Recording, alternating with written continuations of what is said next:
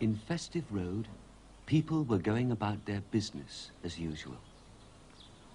There was one group of children listening to the sound of the sea in seashells that they had brought back from their holidays. Number 52 is Mr. Benn's house, but there was no sign of Mr. Benn. He wasn't in his room, he wasn't in his garden, and he wasn't in the park. Mr. Benn was by the river. He was looking at the boats and thinking about the adventures that they have. It's time I had another adventure, he thought. Time I paid another visit to that special costume shop.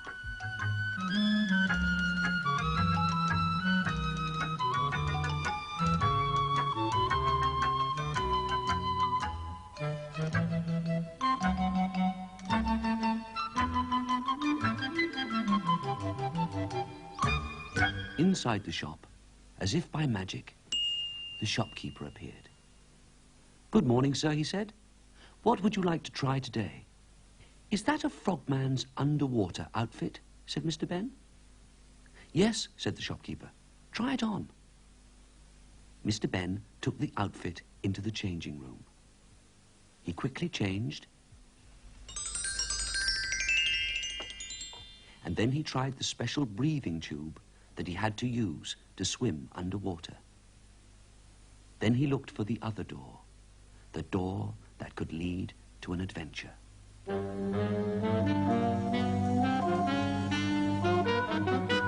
On the other side of the door, Mr. Benn found himself among rocks beside the sea. He walked to the water's edge. Just as he was about to jump in, there was a shout. "Hey, what are you doing?" The shout came from some sailors on a red boat. An underwater boat, thought Mr. Benn. A submarine. The captain of the submarine shouted again. "We are going to look for a monster. If you see the green submarine, you can say that we shall see the monster first. Look out, we're going to dive."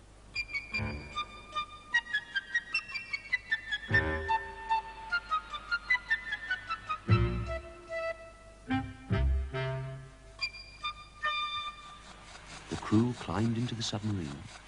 It slid into the water, floated away, and dived under the water. Mr. Benn was just about to jump into the water when there was another shout. "Hey, what do you think you're doing?" This time, Mr. Benn saw a green submarine. The captain shouted, "We are going to look for the monster. If you see the red submarine, you can say that we shall see the monster first. Look out, we're going to dive."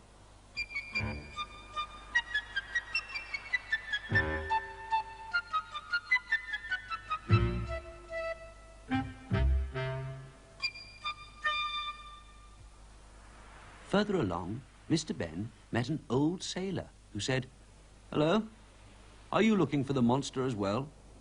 "I don't know anything about a monster," said Mr. Benn. "Tell me about it." "Oh, people say that there's a monster living in the water around here," the old sailor smiled. "The two submarines have come to take a photograph of it. They won't leave until one of them has seen it. It's a kind of race." "I see," said Mr. Benn. "Well, I'm not looking for any monster." And not wanting to waste any more time, he walked to the edge of the water and jumped in.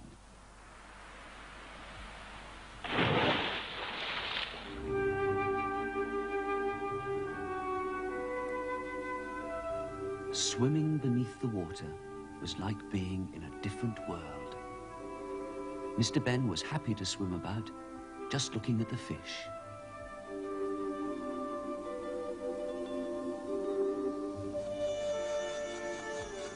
He had forgotten about the submarines until he saw the red one nearby.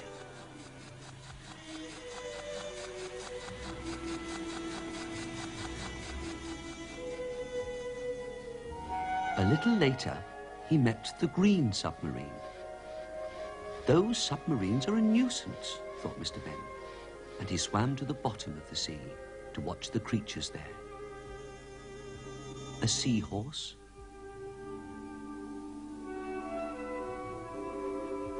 a dogfish,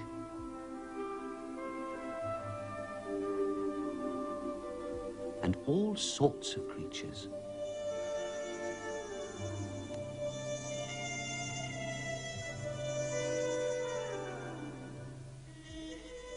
Just as he thought that he had seen everything, he saw a mermaid. She was holding something to her ear. "Hello," he said. "You're the first mermaid that I've ever seen. What are you doing?" "I'm looking for a new shell for our King Neptune because it's his birthday today," she said. "Surely you can hear the sea without listening to it in a shell," he said. "It's not the sea I'm listening to," said the mermaid. "You listen." Mr. Benn put the shell to his ear. "It sounds like the wind," he said at last. "Yes," said the mermaid. "King Neptune has one that makes that sound. Do you mean to say that you can hear different sounds in different shells?" "Oh, yes," the mermaid said. "King Neptune has a lot of shells with sounds of the wind, rain, birds, animals, all sorts of things." "That's fantastic," said Mr. Benn. "I'll help you search for a new one." Whenever Mr. Benn found a shell, it seemed that King Neptune already had it. Then he found an unusual striped shell that sounded like the buzzing of a bee. Mr. Benn was pleased because King Neptune didn't have that one. The mermaid was pleased too and asked Mr. Benn to come with her to King Neptune.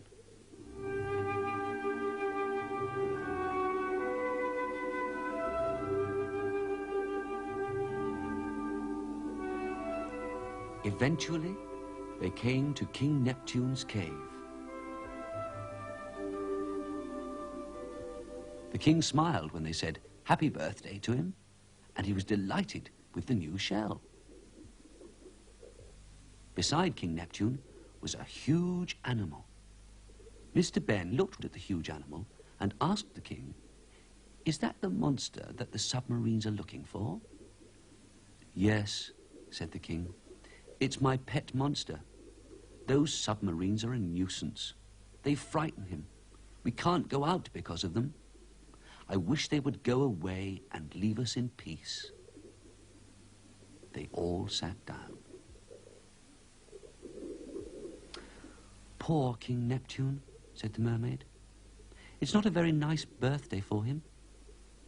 "Can't you ask the submarines to go away?" she asked Mr. Benn. "Well, they won't go away until they have a photograph of the monster," said Mr. Benn. "I may be able to help. I've had an idea. I'll see you later." And he swam back to the shore.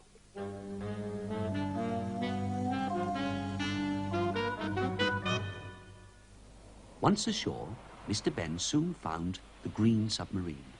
He asked the captain if he'd seen the monster yet.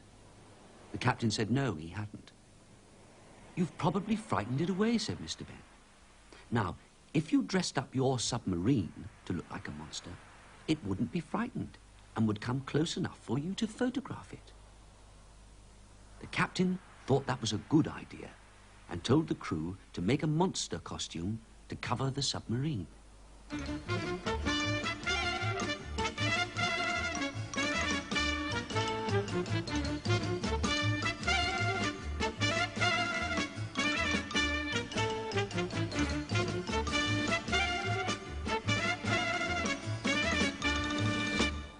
Then Mr. Benn went to the red submarine and said exactly the same thing to the captain.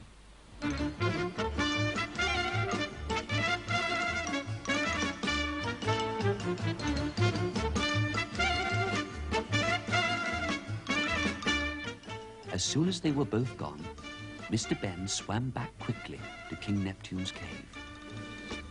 Mr. Benn told King Neptune that the submarines were having a competition to photograph the monster. "I've played a little trick on the two submarines. Let's see if it works," he said.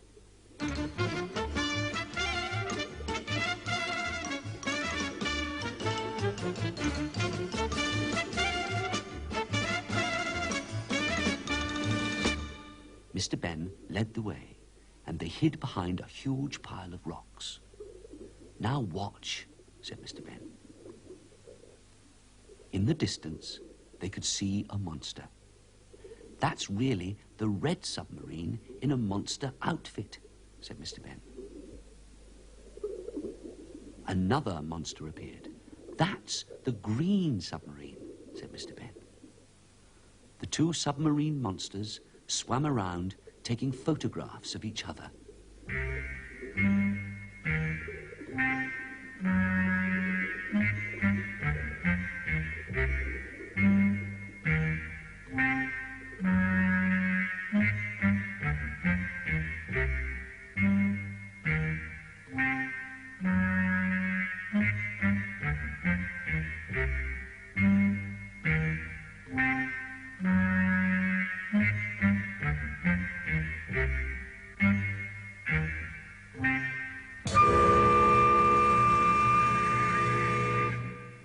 Both the submarines thought they'd got a photograph of the monster and went off. King Neptune was delighted, and the monster gave Mr. Benn a ride back to the shore. At the water's edge, Mr. Benn waved goodbye and looked for the submarines. Sure enough, they soon came past. First the red one. When the captain saw Mr. Benn, he smiled and waved a photograph. Then the same thing happened with the green submarine.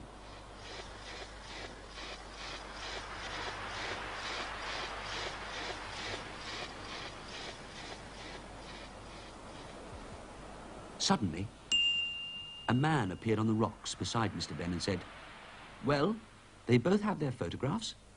I think that you deserve a rest. Come into this cave and sit down."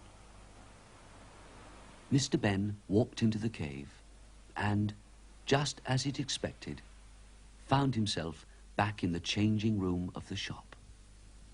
He changed back into his own clothes.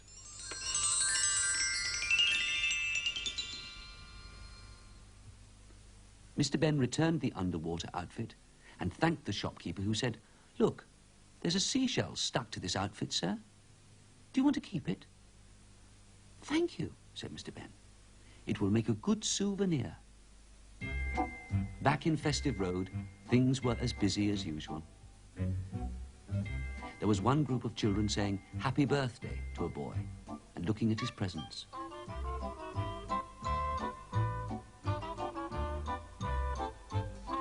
At his door, Mr. Benn stopped and listened to the seashell. He wasn't sure if it was the sea he could hear in the shell or the wind. "Anyway," he said, "it's just the thing to help me remember."